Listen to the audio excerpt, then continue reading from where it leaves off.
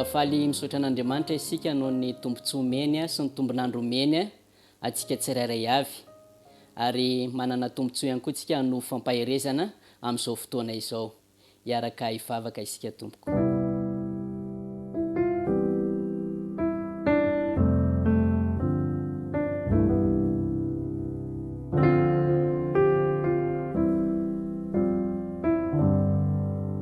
Andriamanitra rainay eo, indreny hafalianay manana tombontsoa miaraka aminao ary manana tombontsoa iain'ny teninao amin'ity anio ity. Da io ny teninao hitondra soa ny tsirairay avy amin'ny anaran'i Kristy. Amen.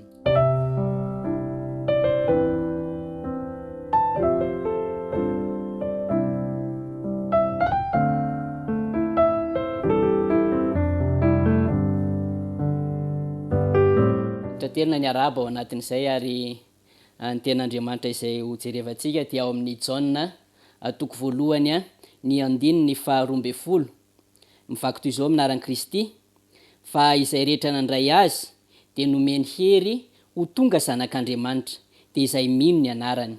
Ary amin'io ihany koa no andraisana ilay loha hevitra lehibe izay voisintsika ao anatin'ny herinandro mahakasika ny tombontsoan'ny mahazanak'Andriamanitra, ny tombontsoan'ny mahazanak'Andriamanitra. Ka amin'ity ity tsika dia hijery lohateny anankiray manao hoe tonga zanak'Andriamanitra. Raha oviana isika no tonga zanak'Andriamanitra, arak'ilay andinitsoatra masinay teo dia hoe fa izay rehetra nandray azy dia nomeny hery ho tonga zanak'Andriamanitra dia izay mino ny anarany. Ary amin'izay fotoana izay no tonga zanak'Andriamanitra izao sy anao. Indramiko ny tononkalon'ny Jona ravalitera mba hitondrako fisaintsainana fohy ho anao hitarihana izany fampaherezana izany ihany koa. Renim-pianakaviana anankiray izay mitoejaza no miresaka amin'ny zanany ao an-kibony.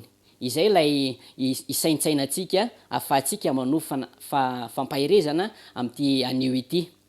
Hoy ilay renim-pianakaviana miresaka amin'ny zanany: zo no ataoko anaranao na ho lahy ianao na ho vavy, sombinaina atombohaka, zo lalaina sy andrianina, zo no ataoko anaranao. Zo mandre avy ianao, aza dia mahery sangy fa marary neny nefa ataovy ihany manko zarako azy ianao mifaly, satroko azy ny taona maro no hitondrako anao ry zo, mba tsy ahitanao maso ny zava-dratsy eto an-tany dia ny endrim-panavahana amin'ny lafiny rehetra fa navakavaham-bolokoditra. Any ananonanany misy ray toan'ny dada miasa miaro-pijaliana, misy reny toan'ny neny manatry masony aminona ny lahy tokany eo no eo, misy zaza toan'ny zo, misy so voahosihosy. Zo mandre avy ianao, nahoana ianao tsy manohiny? Ay moa zonao ny ateraka, tongava ary sombinaiko ary aza dia manary toko fa raha mbola eto neny sy ny reny tahaka azy dia isy olona ity sy hiaro anao ry zo. Zay ilay tononkalo fampisaintsainana izay isotomantsika lesona sarobidy amin'ity anio ity avy amin'ny tenin'Andriamanitra araka ilay voalaza tao amin'ny Jona teo. Fantatra fa raha mandray an'i Jesosy Kristy ianao dia afaka ny ho tonga zanak'Andriamanitra.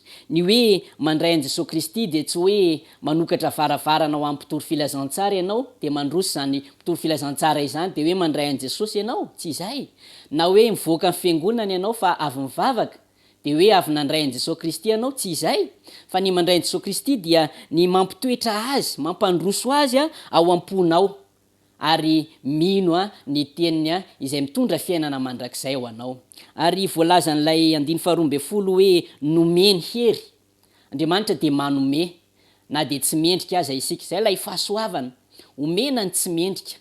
Toloran'Andriamanitra hery isika ho tonga zanak'Andriamanitra.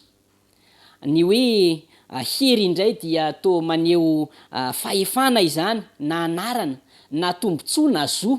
Omena tombontsoa ianao, omena zo ho tonga zanak'Andriamanitra, lehibe izany. Ary ilay tombontsoa omenanao dia tsy hoe zavatra eto an-tany fa tombontsoa avy amin'Andriamanitra, tombontsoa amin'ny mahazanaky ny mpanjaka ny lanitra.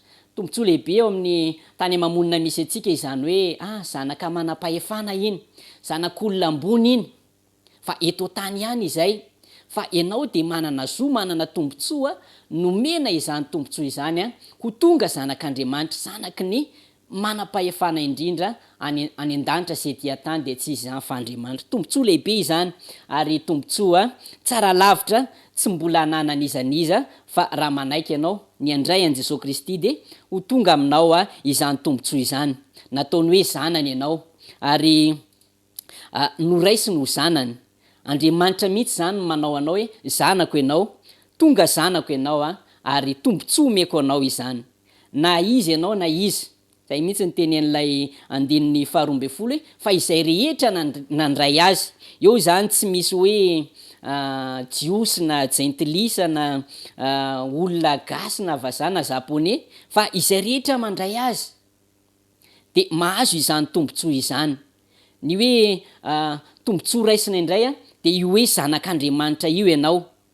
Ka ianao zany na toerana misy ianao de afaka mahazo izany tombontsoa omen'Andriamanitra anao izany. Igny jerevantsika amin'ny toerana misy atsika eo amin'ny ilazan'ny soratra masina azy eo amin'ny Romanina 1:12, 2:20 sy 2:24 minaran'i Kristy no hamakina ny teny.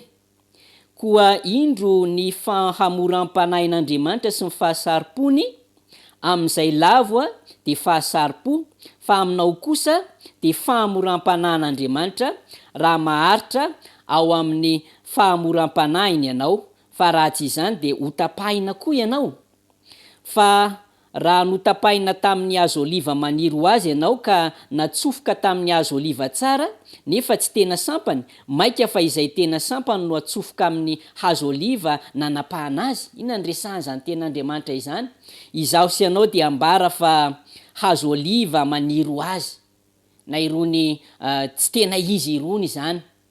De natao grefy ianao ao amin'ilay tena hazo oliva. Zany hoe raha olombelona isika de raisin'Andriamanitra ho zanany, ataony grefy ho fianakavian'ny lanitra mihitsy zany. Hazo oliva maniry ho azy tonga sampana iray amin'ilay tena hazo oliva. Tombontsoa lehibe izany mahazanak'Andriamanitra izany. Jery andinin-tsoratra masina hafa isika eo amin'ny Kolosianina 1:20, 2:20. Kolosianina 1:20, 2:20. Izo indray no ilazan'ny tenin'Andriamanitra azy mahakasika atsika io. Ary ianareo izay oloko azy fahiny sy fahavalo tamin'ny sainareo noho ny fanaovan-dratsy no efa nampihavaniny ankehitriny. Izaho sy ianao zany oloko azy fahiny. Ambara mihitsy aza eto hoe fahavalo. Tokony tsy hanana tombontsoa amin'izany hoe tombontsoa omen'Andriamanitra izany izaho sy ianao, fa efa nampihavanina ozy izy. Sofa teo Jesosy Kristy ilay nanao grefy atsika ho ankonan'Andriamanitra, ary eto indray de mampihavana atsika amin'Andriamanitra. Mandray izany tombontsoa lehibe izany ianao rehefa mandray an Jesosy Kristy. Izay rehetra nandray azy de nomeny hery ho tonga zanak'Andriamanitra de izay mino ny anarany. Mpanota tsy mendrika zany ianao fa iny, fa ankehitriny kosa no sorona nataon'i Jesosy Kristy de tonga zanak'Andriamanitra ianao. Mandray izany tombontsoa lehibe omen'Andriamanitra izany. Tsy misy hoe nanteraka ho zanak'Andriamanitra nefa ny fomba fahazaza, fa tonga zanak'Andriamanitra kosa isika. Tsy nateraka ho zanak'Andriamanitra zany tsika fa tonga zanak'Andriamanitra. Tsy automatika zany io fa misy dingana atao mba hahatonga anao ho tonga zanak'Andriamanitra. Tsy raisina eo amin'ny fahaterahana zany izany hoe tombontsoan'ny maha zanak'Andriamanitra izany, fa fanapahakevitra raisiny isam-batan'olona eo amin'ny fiainany anapa-kevitra hoe handray an Jesosy Kristy mba ho tonga zanak'Andriamanitra. Ahoana ary ny atongavana an'izany? Ary ahoana ny tsy hipetrahanao amin'ny toerany toy ny hoe zavaboarin'Andriamanitra toy ny mahazatra, ohatrany hoe biby na zavaboary na olona tsotra fotsiny? Ahoana ny ampatonga antsika ho tonga eo amin'izay toerana hoe zanak'Andriamanitra izay? Tsy misy vahaolana atolotry ny soratra masina fa tsy ny hoe mandray an Jesosy Kristy ianao ary amin'izay fotoana izay de ho tonga zanak'Andriamanitra ianao. Davida de miteny manao hoe zinona moa aho tompo, ao amin'ny Samuela 2:7-7. Zinona moa aho Jehovah tompo, to tsinitsinina tokoa itsika raha mieno izany tenin'ny Davida izany hoe zinona moa zay za, inona moa zay za. Fa afaka ny ho tonga zanak'Andriamanitra ianao satria ambaran'Andriamanitra fa zonao izany ary fa efa naomen'Andriamanitra anao izany. Ao amin'ny andininy 13 amin'ilay Jona 1 de miteny ilay soratra masina fa Andriamanitra mihitsy manatanteraka ny ho asa io. zao ny ilazany azy. De ireo zay tsy nateraky ny rà na ny sitrapon'ny nofo na ny sitrapon'ny olona fa naterak'Andriamanitra. Tonga zanak'Andriamanitra zany a izao sianao, naterak'Andriamanitra. Asan'Andriamanitra zany izany. Ary ao amin'ny Petera 2:1-4, Petera 2:1-4, rehefa tonga zanak'Andriamanitra toy izany izasy ianao, rehefa naterak'Andriamanitra toy izany izao sianao, de zao ny ilazan'ny Petera 2:1-5 azy hoe: ary izany no nahatanterahany amintsika ireo teny fikasana sady soa no lehibe indrindra mba ho tonga piray amin'ny fomba an'Andriamanitra amin'izany ianareo rehefa afa mandositra ny fahalitoana izay eo amin'izao tontolo zao no ny filana. Tonga piray amin'ny fomba an'Andriamanitra zany a izao sianao rehefa mandray an' Jesosy Kristy, rehefa aterak'Andriamanitra. Tonga piray amin'ny fomba an'Andriamanitra. Tsy zavaboary tsotra sahala amin'ny biby ianao na hoe sahala ny zavaboary rehefa mandray an' Jesosy Kristy fa tonga zanak'Andriamanitra. Zay lay tombontsoa sy zo omen'Andriamanitra anao. Ry namako, zonao tokoa izany a, ka ararotiny misitraka izany zonao izany, fa fanomezana avy amin'Andriamanitra izany, asa tanterahan'Andriamanitra izany, tsy hain'ny olona manao izany fa fahasoavana atolotr'Andriamanitra ho an'ny tsirairay avy. Ka eto am-pamaranana de tiako ny anao antso aminao manao hoe meteza handray an' Jesosy Kristy, fa ilay nanomboka asa tsara tao anatinao ane, mahay mahatanteraka ny teny fikasany rehetra, ampombany amin'izany teny fikasana hoe zanak'Andriamanitra ianao ary migioka sy misitraka ny tombontsoa amin'izany maha zanak'Andriamanitra izany.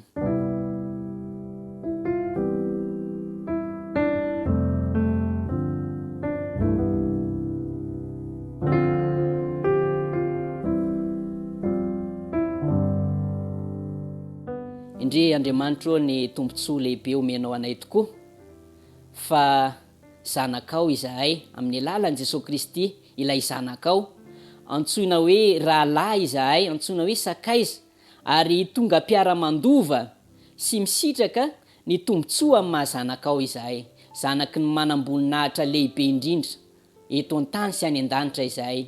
Ary rahatr'izay dia andova fiainana mandrakizay sy hiara-mitoetra eo amin'ny seza fiandrianana izay an'ny zanak'ondry. Andriamanitra tehirizo anay izany tombontsoa lehibe izany satria angatahanay sy irianay amin'ny anaran'i Kristy irery ihany. Amen.